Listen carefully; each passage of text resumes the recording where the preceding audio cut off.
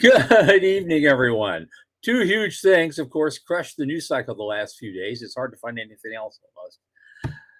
The launch of the Nancy Roman Space Telescope, and of course, Trump announcing the Space Academy. Well, on that one, of course, you can probably guess what will happen to that in 150 years or so. Astrom Space is going public and looks to be a $1 billion deal. NASA awards $20 million to a firm working on a gravity sensor. That should be kind of cool. Here's something that's going to give everybody kittens again. China is developing a reusable space plane for commercial missions, no less. ESA kicked off their EU launcher challenge. There's actually have 4 entries, and we can actually tell you who they are. NASA Glenn is developing a space nuclear reactor. And here's a twofer from Canada. Newfoundland and Labrador are investing about $4 million to support an Atlantic spaceport complex. I guess there's a lot of polar launches going on. And a company called MDA Space Launchpad Ventures are investing directly in small, medium businesses. And the puzzler of the day, why is SpaceX lobbying the FCC to go after the Rocket Lab Iridium deal? We'll talk about that. All this and our guest, Troy Morris.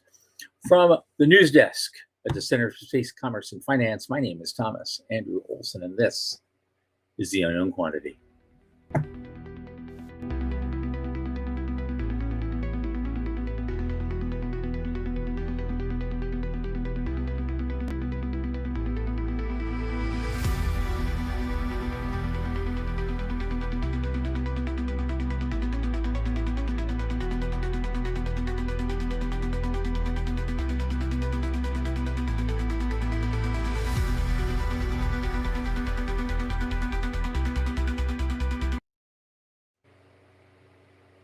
And of course, this program is brought to you by the Center for Space Commerce and Finance. And what do? We champion and strengthen emerging space startups, space adjacent enterprises worldwide through advisory, access, and advocacy. Our legendary pitch events and world-class boot camps fortify startups to be better investor ready. Now, in addition to this podcast, which has become kind of a crown jewel of our activities, is still largely supported by our listeners and fans like you. So if you just go to cscf.space/support and click that plainest day donate button right there, $10, $25, $50, $100 even is not a lot in the grand scheme of things, but it makes a big difference for us, and it's U.S. tax deductible.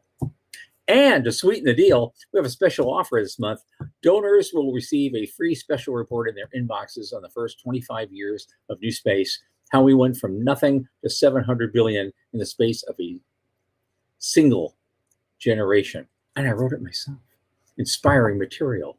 You're going to want this. Don't wait for the movie version, which is, coming. Don't forget to like and subscribe and tell your friends. And speaking of friends, my longest space friend, Michael Laine, who just finished painting a Cairo monogram on his garage door, is here with us. Michael, come on in, man. Hey. How's things? How's it going, eh? How's it going, eh? Is that homage to our friends in Canada? Yes, our Newfie friends who are gonna build out their spaceport. Good for them. We're saluting them this week. Yeah. Other than that, I've just been having my head down doing stuff. It's getting close to tax time for me, so I always put it off until the bitter end. Well, the bitter end has come. Right. And I just kept my head down, crunching numbers, all day today and all day tomorrow. And maybe I'll be ready for, mid-September. Other than that, just, keep the plate spinning and all the stuff going on and hoping for the best. How are you doing? I had a pretty chill weekend. I'm a nerd and I own it. And I watched a hell of a lot of Harry Potter this weekend. They had the 25th re-release. Uh-huh. And so I wound up watching, 20 hours of 8 movies in a row on Saturday and Sunday. So I did nothing. I accomplished nothing over the weekend. And it was great. It was a total reset. That was fun. Yeah.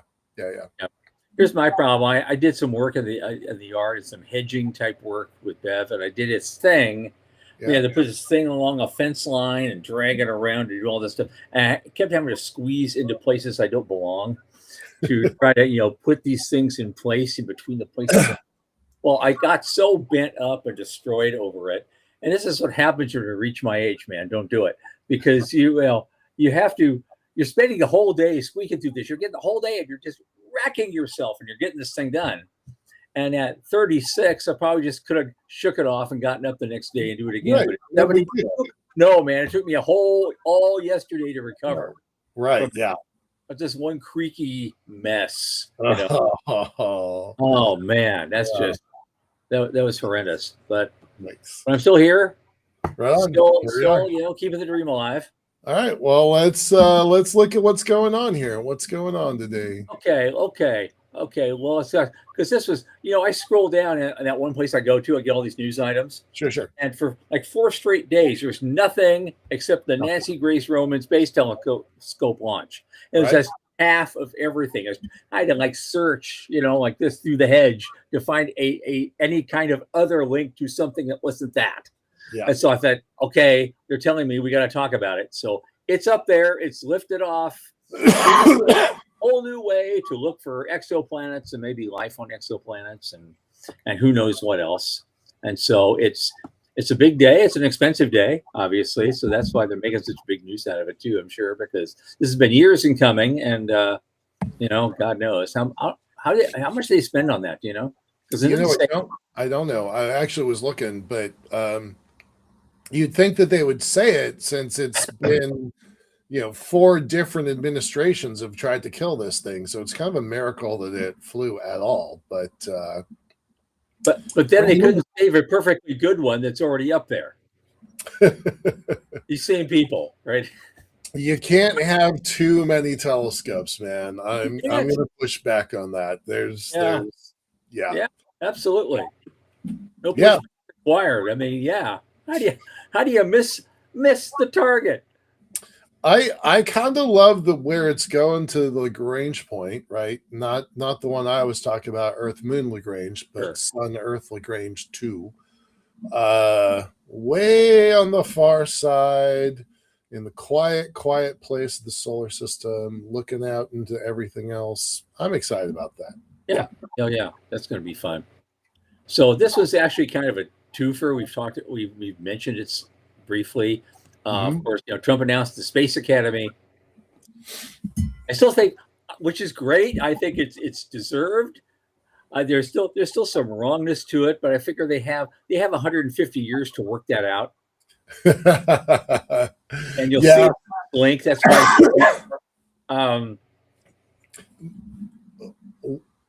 One of the things that they're saying about this is and it's right there somewhere in the language location, to select the permanent physical location of the Space Academy appropriate to the chosen governance framework.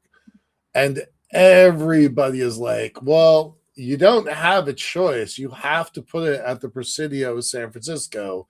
Duh. Right? Right. They're not using it for much right now. Right. And haven't been for decades. So sure. Yeah. It has to be the Presidio. That is a vicious counterpoint to this. The next one in the pairing. Yep. Is a whole thing about Star Trek's 60th anniversary. Yep.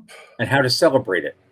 There's a whole thing on the things you can do, places you can go, where you can go geek out in public if you want. That's not it. That's not the one. It's the one right underneath the first link, that original link. That's the next one. Back it up. Nope. I got it. I sent it. I've got the exact same links. Yep. Is it this one? Because anyway, I lost the point I was making here was that in about 150 years, that thing's going to get renamed Starfleet Academy. It is. Yeah. And when they build Starfleet headquarters in the Presidio, you're absolutely right. Yeah. It'll get there. they still have to change those ranks to Navy ranks. They do. They do. That's the big thing. Like kind of ridiculous. Yeah. There was a lot. There was a lot of pushback in the early ranking system. In fact, my friend Major McLean and I, we submitted a request to Space Force about their ranking system when they were still trying to figure that out. Yeah. Well, it also goes back to my undergrad days in the library there. I ran across a book when I was looking for some other stuff. It was written about that same period in history, the Apollo era. And it was called then This New Ocean. Right. Even back then, we knew. Yeah. Come on. Yeah. In fact, a lot of the novels that were written by sci-fi authors of the era also used Navy ranks in their ships. They do. Laine, Larry Niven, all those people. Everybody knows that that's the right stuff. Yep. I kind of think that this new academy is a big deal. It was not on my bingo card at all. I did not see it coming at all, which I'm a little frustrated at because I kind of know some of the stuff that's happening. But not this time. I didn't know anything about it. I'm excited about the idea of an academy that ranks with Air Force Academy, West Point, and Annapolis. There was early conversations 5-6 years ago at the beginning of Space Force that does Space Force need an academy? And the resounding answer was absolutely not. In the same way that the Marine Corps trains at Annapolis with the other Navy folks, Space Force didn't need its own academy. It was going to be and so this is not a Space Force thing. This is a NASA program. It's kind of a big deal. Also very interesting, George Whitesides, congressman from California, big Navy advocate, big NASA advocate for a long time. He had some immediate pushback. It's like, well, it's kind of not up to the president to do this if Congress doesn't back it. And I'm not saying we're not going to back it, but I just want to point out where the money is actually coming from. And does Congress agree that we need it? So it was interesting, kind of Reds versus Blues in that moment. But I do think it was a very useful check on the president's power, even though I really support this idea a lot. So we'll see how this plays out. But I'm excited for it, and especially if it goes to the Presidio in California. So. Right. Well, again, it's all the space geeks of whatever color are going to be all for it. Yeah. So we come together. Space is purple. We've said it lots of times. Space is purple. Let's do a quick shout out. Hey, Latrell, Morty, good to see you guys. Appreciate it. Ryan, I don't believe I recognize your name. Glad you are here. I'll look you up afterwards. Yeah. Okay, next up, it looks fancy, but it's just really quick. This company called Astrum Space Inc. I guess it's out. I guess they work mostly out of the Asia Pacific, out of Singapore, but they're developing a next generation satellite to device. So that's the new flavor of the month, S2D, broadcast network, and they're going through they're going public through a SPAC of sorts. With Black Spade Acquisition Company, and it's supposed to be valued at $1 billion. Again, they have never heard of. Right. Somewhere else in the world is getting $1 billion. I've been looking into these SPACs a lot over the last couple days. Yeah. They're fascinating creatures. And very frequently, what you see on the headlines is not what you get at the company level. So just because it says valued at $1 billion doesn't mean they got $1 billion. But they did have something. It says they got 172 million in cash in trust. Sorry, go ahead. As of today. Yeah. So they're going to try to add to that. But I thought there's space and money. It was hard to find money this week. Yeah. Everything was about the launch and the Space Academy. And so, but I like this one. NASA awards something this interesting name, Inflection. They gave him $20 million to work on a quantum gravity sensor called the Quantum Gravity Gradiometer Pathfinder, which is a mission to develop a space-based quantum gravity sensor. I didn't know we needed that, but apparently we do. Right. How can I put that in my car? What can I do with it? Right. I'll find a quantum. There's some quantum gravity right here. I'm going to pull over. Maybe I can get a picture. Right. That's right. It'd be a special episode of the unknown quantity. Right. Here it is. Here's like quantum gravity. Now. All right, let's move on to China building a space plane. Yeah. Yeah. I gotta say, I'm not a big fan of space planes. I mean, I like the X-37B. I like the old space shuttle program. I think Sierra Space is doing some pretty cool stuff.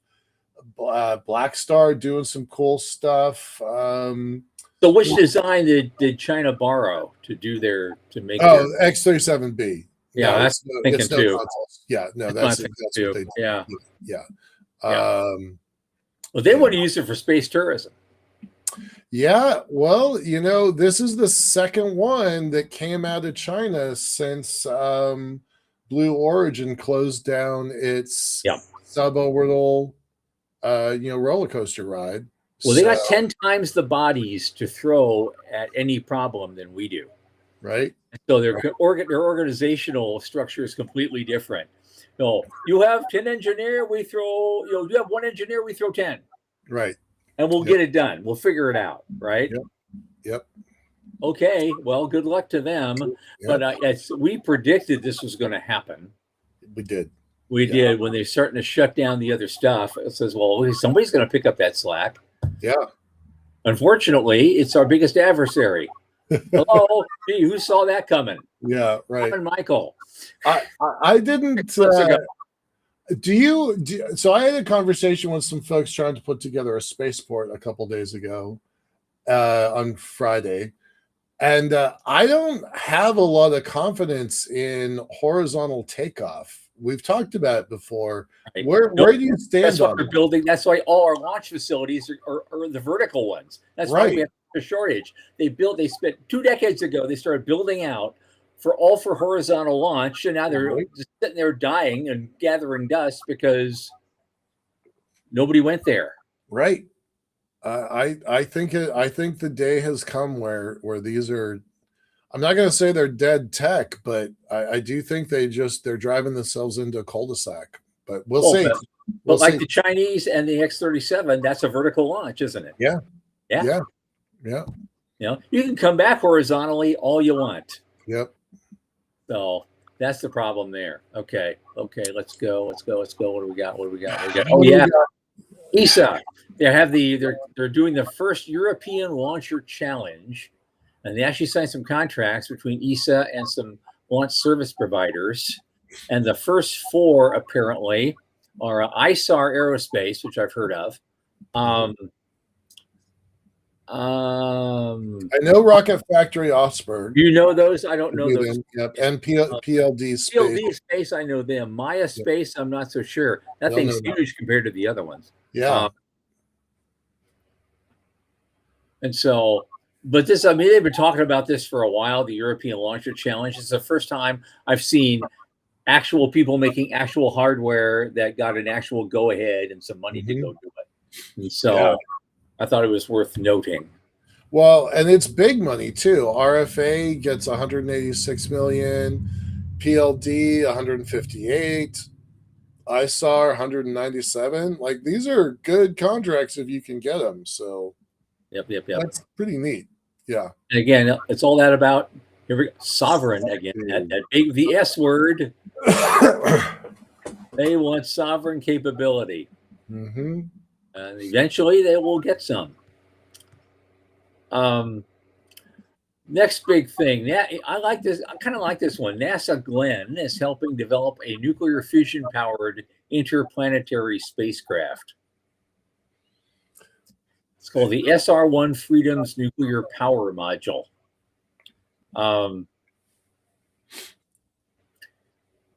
And so they're not lobbying for $1 billion, but they think they can out of $20 billion worth of failed programs over time, they think they can get the job done finally. And Eisenberg himself said SR-1 will build on lessons learned to be cost effective for everybody. So, but that would, but they think, in 2028, they think a Falcon Heavy could deliver this thing to space within a year and a half. Okay. And then it will go straight to Mars where it delivers the Skyfall payload. So, but they also say to space no earlier than 2028. So 18 months is the starting point, not the. We'll see. It is NASA. We'll find it. We'll see. Oh, but remember that 2028 deadline's a pretty big deal, right? A lot of people are building systems to hit that 2028 deadline. They are. Right? We are SpaceX, Blue Origin. This is like the third thing NASA's got coming out for 2028. So, yeah, they're gonna keep saying that number 2028 for a while. Yep. They're gonna be saying it for a while until it flies by. Yeah. Then they'll be saying 2030. Yeah. Right. But okay, we only got 3 things left to go. We're doing pretty well. And the next 2 are from Canada. So our neighbors in the Great White North, the provincial government of Newfoundland and Labrador, they're investing $4 million to support continued development. Apparently, this is already in process of Nord Space's Atlantic Spaceport Complex in St. Lawrence.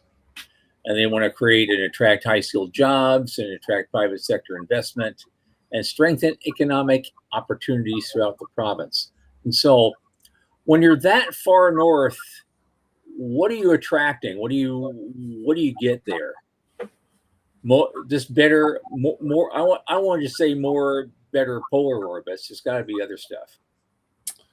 I don't think, the folks in Washington State, I'm going to use our example. We're still south of where these guys are.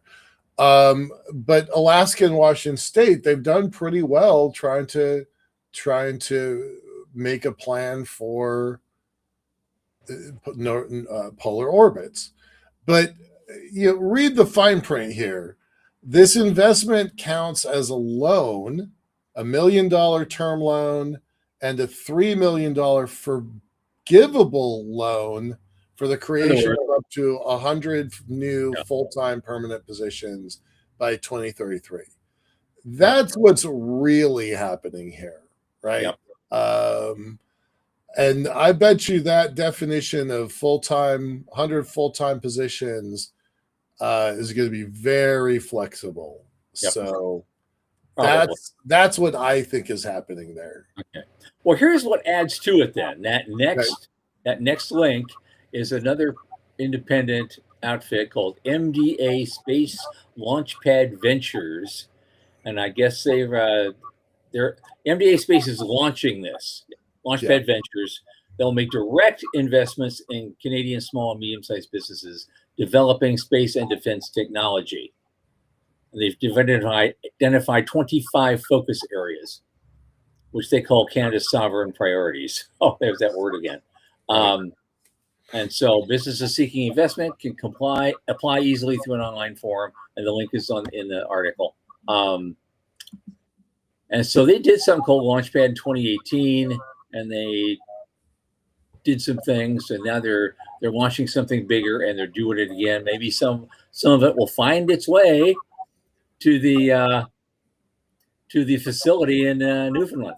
So it doesn't seem like it's an accident that those are announced basically in lockstep. MDA has been a force for the Canadian space program for a long time. I think they're the biggest Canadian space company. I can't think of anybody who would be bigger than them. Detweiler, what's the M? Malcolm Detweiler and Associates or something, MDA. Yeah. But they created the first Canada arm for the station, right? They have been around for got to be 20, 25 years. Yeah. So it makes sense. And when I've said before that Canada plays the dance really well because they can submit on ESA contracts and NASA contracts. Sure. They're in that perfect spot. So, okay. Yeah, we're getting nagged to get to our guests. Yeah. One more thing, as Steve Jobs would say. One more thing. One more thing. And I don't get this. This is the I don't get it moment of the day. SpaceX pushes the FCC to scrutinize Rocket Lab Iridium deal amid a spectrum clash. Yeah. What the hell? Are you kidding me? You think there isn't room enough in the universe for both of these guys? That is almost lawfare. What they're doing. I was just about to say, I wish we had Michelle Hanlon on this call because I would really like to get her take on this because that is straight up lawfare. You know, I don't get it, but I had to mention it. Yeah, straight up lawfare. You know, I mean, it's one thing that they might face resistance through going through the bureaucratic process to get the okay for the merger, but to get resistance from their own competitor. Yeah. And then try to turn the screws on the regulatory environment in their favor. That's just, you're already at the top of your game. That kind of dirty pool is something you just don't need. You don't. Yeah. This makes it hurt. It just hurts everybody. Yeah, exactly. So I love Elon, but you know what? Some days, that's what that monopoly position buys you, though. It buys you preferential treatment. Yeah. So we can't. Well, anyway, let's move on. But I noted Veronica Ann showed up. Hey, I'm sorry you're late too, but yeah, welcome back. Hope you're doing okay. God love you. And we're going to move on to our guests now. Tonight, Troy Morris, who's been about a year and a half since he was here last, co-founder and CEO of Cal Morris Inc., returns to the program to give us the latest in a whole bunch of things that they're doing. And I'm sure space mitigation will be part of our conversation. Troy, come on in, man. Thanks for having me on again today. Welcome back, man. Good to see you. Good to be seen. I was sitting there, in the backstage, just like, oh, that's a good point. That's a good point. So I love the packed news.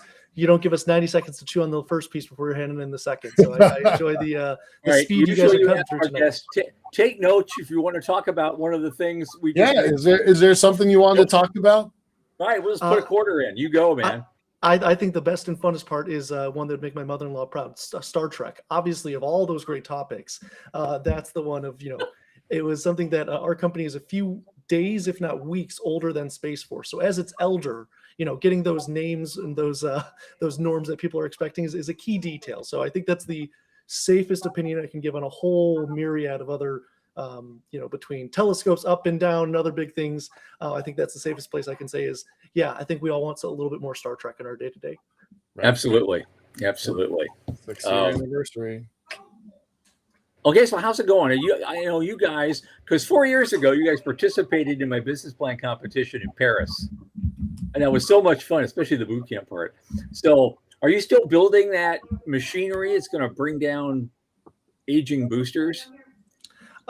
Eventually aging boosters, but as was discussed 2 weeks ago, there's a lot more near-term customers that are begging and demanding for that tentacle system. So we did fly it on the ISS, and actually, fun enough, my co-founder will be back in Paris next week or the week thereafter. I don't know. European time gets funky because we've been invited to some dinners with our international partners, including President Macron.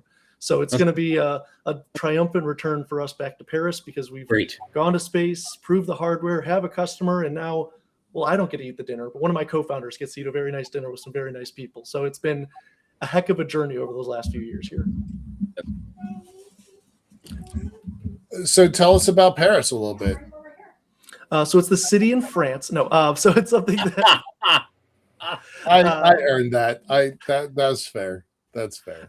And there's other ways to take it, but so the Paris trip is politely, and I mean this at all to our one of our longest standing national allies, is a small blip on the upcoming calendar.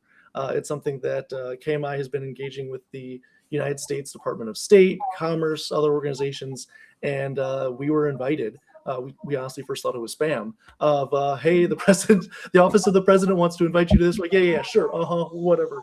And it was only when we got a callback of like, hey, you guys didn't respond to this email from this morning. You going?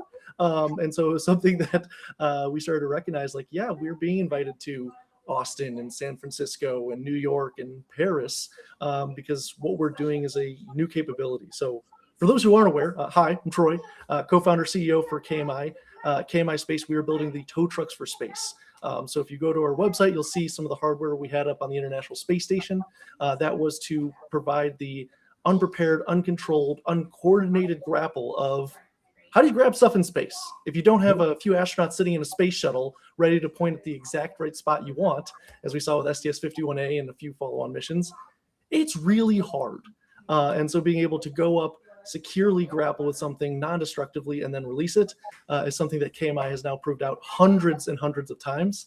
And so as was announced again 2 weeks ago with our Stratfi Award, KMI has been selected to build the full-fledged mission to prove out this capability, not just in the lab, not just in simulation, not just in the ISS, a very challenging environment, but into the free, absolute vacuum horror that is space itself. So we couldn't be more excited to go after one of the most challenging environments with a smile on our face. Right. Good. Nice. Oh Nice. man, Nice. that is cool. And so I don't know how many specifics you can get into on the deal you're brokering, but you can give us an overview of okay, what the goal is, what you're going after, what you're grabbing onto, if you're grabbing onto anything.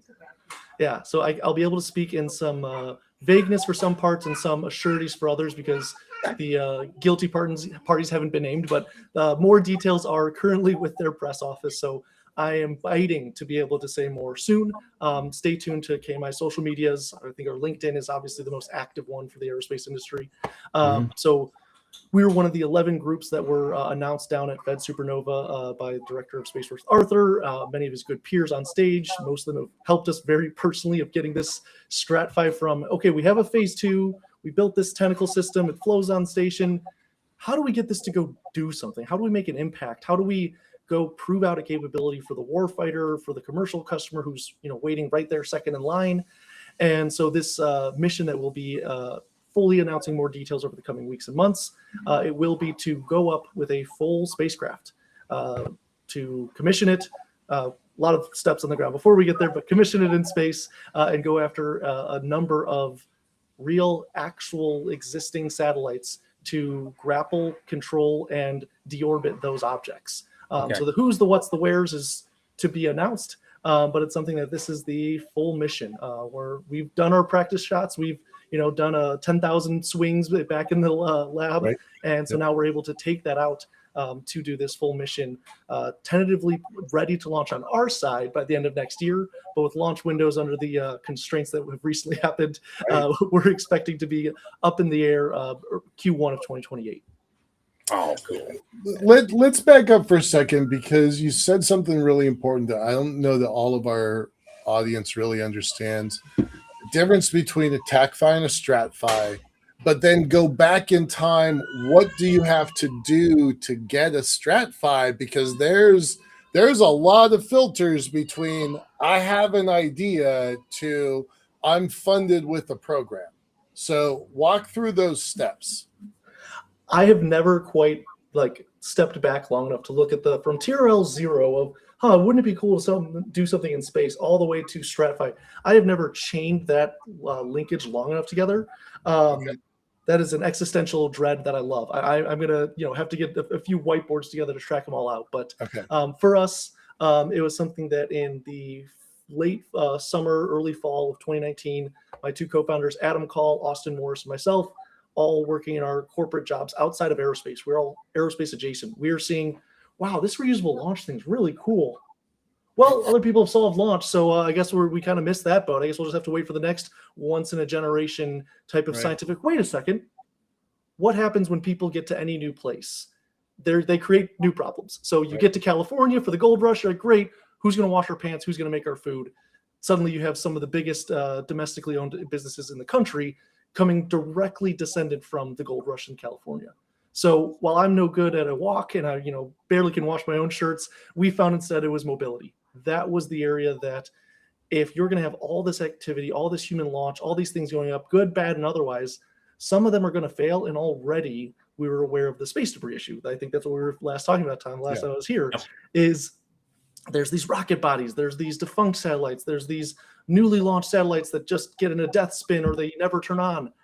We're just, as a species, continuing to add more to this environment that, yes, space is huge, but it gets a lot smaller when the slowest you go is 17,500 miles per hour. So 2019 came up with some of these ideas. Okay, let's, put our brains together. Let's, quit our stable 401k jobs. The economy is just going to continue to go up. It's the end of 2019. So things are going great. And so we started moving our co-founders March of 2020. For those who been under a rock for the last 7 years, that was one of the biggest pandemics we've had in 100 years on this planet. And so that gave us a great opportunity to really connect with an industry that we were largely outsiders to. We brought in a lot of first principles, new perspectives, found a lot of good people, also a lot of great people who should not have been letting us in their, digital meeting rooms, but it was the pandemic. They had little else to do. They're like, well, yeah, I'm the director of all small sats for NASA. What time Tuesday do you want to meet? I'm free. And just these opportunities we would not have today. And so recognizing our luck, our timing, our tenacity, we push through and get to, I think, the first hurry up to get to the point, Troy, phase 1 SBIRs.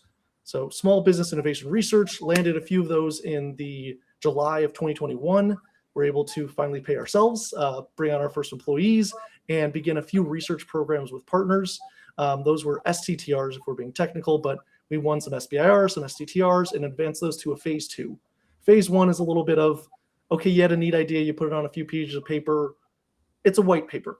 Yeah. The phase 1 deliverable is, okay, now kind of do the research project of it. Show me you can do something. We built prototypes. We actually went out and took the couple $100,000 they give you and built real prototypes that immediately started to set us apart from our peers, because you can't build a hardware space grade prototype for $250,000 and eat. And we're like, well, we kind of didn't eat. Food's overrated. Come on, let's just build this. Have you ever tried ice chips? They're fantastic. So absolutely. We make it to through that, really engage with a lot of customers, really start to understand what their pain points are: commercial, national security, civil space. And we make it to 2023. We convert quite a few of those into phase 2s. We went direct to phase 2, and we're like, great, we got phase 2s. We're proving out the tech. We've already done some demos. Oh my gosh, we've just got awarded to go up to the International Space Station. We've got it made in the shade. Except there's a lot more barriers to that. And so I think that's really the key part, Michael, it seems that, as you know, for TACFIs and StratFIs, is it's kind of a program innovated only in the last half decade to take programs that have been awarded a phase 2, but are not yet a phase 3 program of record, like an F, pick a number.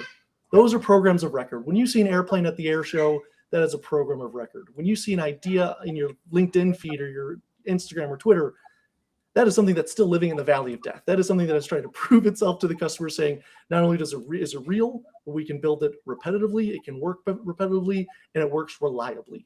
And so kind of solving those questions is what this StratFi is for. TACFI is a smaller program that doesn't require nearly as many signatures and as partners. So I won't speak too much to that, because we went straight for the head hog. We went for the StratFi. So I think I got the details from Arthur 2 weeks ago. There was, what was the number?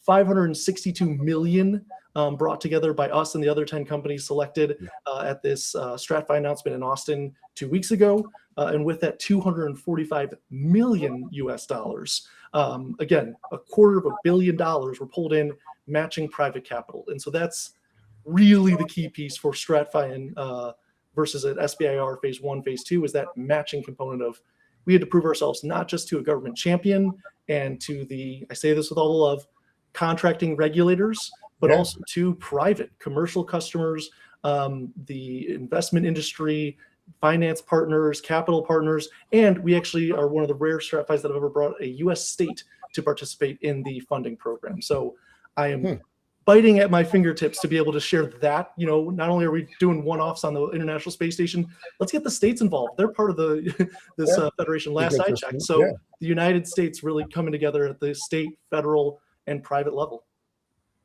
Outstanding. So you can't give us hard numbers. I think that's what you're fighting against. So I can say that StratFi operates kind of like this. You get a government customer, so that's 1/4 of the equation, and they can go up to $60 million just for round numbers. So you total program, total program. So you bring in 15 million from a client, a government client, whomever that might be. Sure would like to know. So there's $15 million from a government client. You also bring in $15 million. Those have to equal $15 million from the private sector. Sure would like to know who that is. So there's somebody who's written you guys a check. And then those two, the equal of those is half of the total amount. And then the StratFi program comes in with the other. Am I wrong? You got a little bit convoluted. Don't worry. I've done briefings with the folks who actually signed on our StratFi agreement, and they still had us draw pictures on the board. So yes, for the maximum 15 from a government customer, government champion, then that would match to up to 15 million from the Small Business Administration SpaceWorks program. And then the lion's share, half of the entire pot comes from private. So that could be from the investors from the commercial. So it's slightly a bigger deal if you have to get all of these outsiders. It's one thing to sign a check on behalf of the U.S. government. Hey, my boss said it's a good idea. Yeah. It's a whole nother to get private companies, private finance, private capital to say, we also back this for our fiducial responsibilities. Right. So from the investor's perspective, they walk in with a 2-for-1 leverage. I guess is really 1-to-1 leverage, right? They walk in with the value of their investment automatically being twice as high as when they walked, the day before. So that's pretty exciting. Those StratFis are pretty hard to get. If I'm doing the math right, you said there's 11 companies that got, and it was 500 million in total dollars. Is that right? Correct. Yeah. 562 and a half for those, playing along at home. All right. Well, playing along at home, 562 divided by 11. That's an average of $51 million per org. Average. I know some are higher and lower, right? And I'm not asking you what your number is, although I want to know. 51 million is a pretty good average across all 11 of those organizations. So good for y'all. Good. That's a good crowd to be in. Good for you. And it's a impressive crowd. I haven't fully crunched the numbers because we kind of came up with this idea about last night of, what has been the trajectory of the previous StratFi winners, of those that have gone on to raise a $500 billion valuation, those that have been IPO'd for big dollars, those that have now gone and put programs into orbit in multiple locations. I think one of the previous winners was part of one of the Victus recent missions. It's a pretty nice crowd that, again, it's a mountain to climb through because you have to get signatories from both the customer and an end user, and then 1,800 contract people around them, then a financial picture, and then you can start talking technical details. So it really is the second hardest thing I've ever pulled together. The other is, getting my wife to say yes, but that was one I had a little bit of an inside track there. But it's one that the StratFi is a huge accomplishment to, again, all the other members of this cohort and previous cohorts. There's a acknowledgement to each other of like, oh, you want a StratFi? Yeah. You know what it's like. It's politely terrible. So it's I've already had quite a few meetings with peers who are like, hey, how do we want a StratFi for this next year? I'm like, go to your kitchen, take a nice sized glass, put it in the disposal, and that's the start of that cocktail. Sometimes how it feels of just it is chewing glass and saying thank you for the opportunity. But again, it is giving such an amazing acceleration opportunity for our company. that's why we do this. That's why we get out of bed for the hardest days and the early mornings, the late nights, is because we are changing the future. And this is just one of those, not stepping stones, but springboards that can launch us because we've been saying the acronym the whole time. It's a strategic funding increase.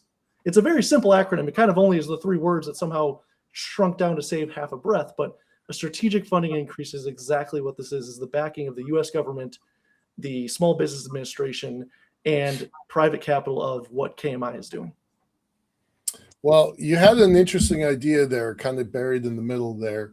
If you are really, really going to do an investigation on the companies that won StratFi's, I'm going to recommend Tom Olson and Sean Key to do that report for you. I think they're really good at it. Not me. I'm not. But those two guys. You happen to know some financial guys? That would be I do. I have some ideas that you just they wrote a pretty big report for a financial a material sciences company just a few weeks ago. So if you want to actually dig into get somebody to do that work, I would recommend those two guys. Just saying. There might have been a secondary reason to bring it up on this conversation. Right, so always multiple things in motion. The question, though, it raises a question. StratFi's, what areas are currently being covered by that kind of model? So to my knowledge, it is active in the Air Force specifically, and then the Space Force as, someone correct me here, of a division of the Department of the Air Force. Okay. And it's a model that, as of if I remember my recent political congressional law assignments well from the last few months, something that when POTUS signed the SBIR reauthorization in April, also gave the strategic breakthrough platform as a similar, not StratFi, but darn near looks like a StratFi, to the rest of the SBIR organizations, which maybe there's a dozen of those across the U.S. government, from the Department of Energy to, I think, the Forestry Department has a SBIR program. So that's where I was going. It was basically, I know the StratFi's you're dealing with is a lot of it is space and defense, types of things that are going on there. Probably a lot of some Golden Dome money is probably floating through there too, I would have. But I think is it a model that could be expanded and modified a little bit for other wider areas of the world? And from what you're saying, I guess they're doing it already. Yeah, they're doing it already within the U.S. government ecosystem of SBIR is, I think, my favorite federal program of just being able to get so many dollars into innovation programs that we have just a wider industrial base, which KMI has been a part of that growth. And so the breakthroughs that they're working on now is a way to expand that experiment that they ran from AFWorks and SpaceWorks and this StratFi TACFi thing. Is it worth our dollars? Oh yeah, it is. By bringing in that, exactly as you said, Michael, that dollar matching. What investor doesn't like, walk into the casino, you put $100 down and the casino's like, well, here's 100 more chips. Here's $100 Thanks for showing up. Right? Thanks for showing up. You haven't even rolled the dice yet. So it's something that, they're wonderfully rolling this program out across the wider innovation ecosystem in this country. Yeah, it is really quite remarkable. I was around when Dr. Mosier at the Space Force was just beginning to have that conversation about some of that stuff. Colonel Felt at Air Force Research Lab, early adopter to that plan. It's remarkable, and it's going to do good things. So, it's a pretty good alum to be a part of that group. Pretty good alumni network to be a part of that group. Speaking of which, you're a part of the alum of this group, right? Of the Center for Space Commerce and Finance's business plan competitions. Patting ourselves on the back. You're welcome to pat us also on the back. What did you learn from our business plan competitions that got you to where you are now? What is there anything that you can remember that was useful? That we got 2 publicly traded companies in our network. We've got a couple other really big wins, but we watch that stuff. So, is there anything that you can remember from the classes that was like, oh shit, these guys are actually helpful to us. Actually helpful, as in the rest was just noise and hanging out. Right. If we were on a in-person stage, that's the part where I really walk up to the mic to just say clearly, it's being succinct.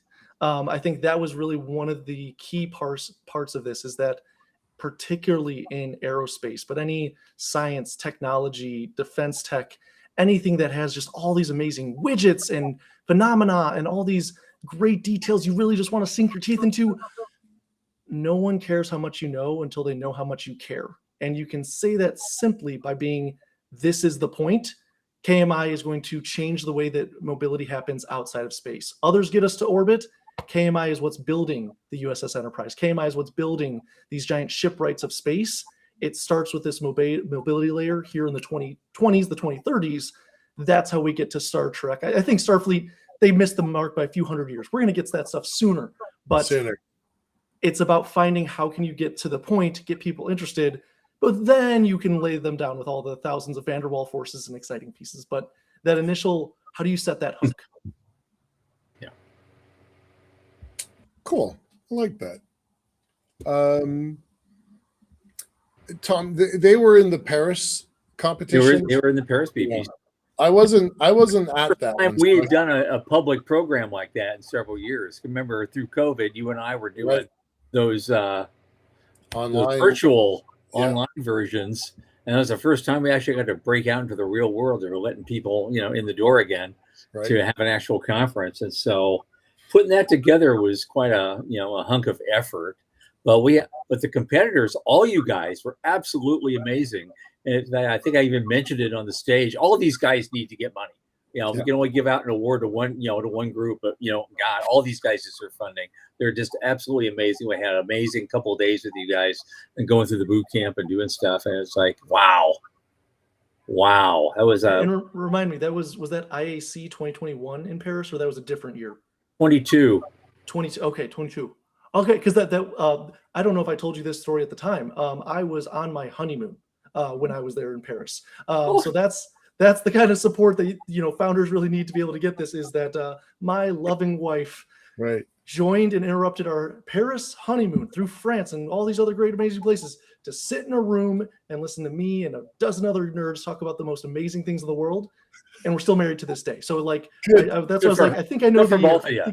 Good for both of you. Good for both of you. Yeah, I think I heard a little kiddo in the background when you first. Yeah, so I'm gonna guess things are going okay. Things are going very well. He just turned 2. I can still say at the beginning of this month. So it's been a heck of a journey. I'm not sure which is more stressful and which is more gray hairs, fatherhood or being a founder. But both definitely brings their bumps and bruises. But it's inspiring to absolutely spin the meshes for a second. Like, why else would I be doing this other than it's for the next generation? I now get to hold the little tiny hand of that one part of the next generation. So no matter what he throws up on me or what he throws at my head, it's always something of like, yeah, I'm doing this for you, little bud. So it's an amazing part of my journey. So I'm glad that you guys now know you were a part of that. An interruption, a pause, or she saw, just something about me on stage. So I give you guys a lot of that points. was it. That's what clinched it. She hadn't made up her mind before she said I do, but she did when she finally saw you on our stage. Yeah, that was it. I'm sure that was it. And it's that also real on stage in front of humans than just me pitching to my computer screen for all those months and years. She's like, oh, other people show up to these things. So a bunch of them. Yeah. One of the guys. Oh, go ahead. That kid's gonna grow up never knowing what it was like to just throw away a rocket, launch it once and throw it away. He'll never understand that. He'll be, you try to explain that to him, he won't get it. His head will explode. He'll be like, well, of course space is a business. It's a commercial thing. And you do reuse your booster rockets over and over and over 100 times. Of course you do. Who would just throw it away? I mean, I have employees who have never lived in a time that we did not have humans living around our planet in outer space on the ISS. And like, for them, it's a historical fact. Like, Columbus sailed the ocean, Plymouth Rock, and we have humans in space. These are all just historical facts. And it's like, it's wild and wonderful sometimes that part that's so, talking sometimes to this recently graduating class or these rising students now. I spoke to one this morning and like, yeah, so you guys are a space company, that's fine. So how can we help you as this like pro bono student thing? We're going to do this consulting. I was like, you just accepted that we're a space company, just like it's raining. I love it. Yeah. Right. Checkbox. Yeah. I had an intern this last summer who was he was born 2 years before the iPhone. He's never understood a world that didn't have a computer in his pocket. Yeah. So all right. So that's where our history is. What does our future look like? What does 5 years look like? And what does 25 years look like? And I'm going to ask a question. It's a little hot potato. So if you want to skip it, you can. But I'm going to guess that, grabbing something in orbit looks an awful lot like a weapon to some people. So does your Stratfi have anything to do with that? I mean, the tow trucks for space, it looks very hostile. If you're sitting underneath the broken down car on the highway and you see a hook come scraping underneath there. Right. But the biggest thing is it's stuck in the way of commerce. And so that's really been something that we've been able to talk to a number of our allies. It's a lot easier to speak to a country that's friendly with you than those that might be more adversarial and distrustful. Mm-hmm. But it's something that we see this as, a peaceful place and a positive point for all humanity. Our tagline as a company is keeping space clear for all. If I and my son want to go do a weekend, not at Disney World, not at Disneyland, but at Disney Orbit, it's a lot easier to do that if we're not dodging debris and, different shrapnel going past each other. So it's something that, the first time someone picked up a rock, he can choose to either sharpen a spear or he can make a plowshare. And so it's something that, yes, dual use is an absolute capability. But also it's something that this capability has so many more uses. I look back to the McDonald's standard of the Cold War. It's something that sometimes commerce builds a lot more bridges than it might do bombs. And so that's really where we're working at. So between today, 2026 to 2031, KMI will be operating more than a dozen of our spacecraft in multiple orbits.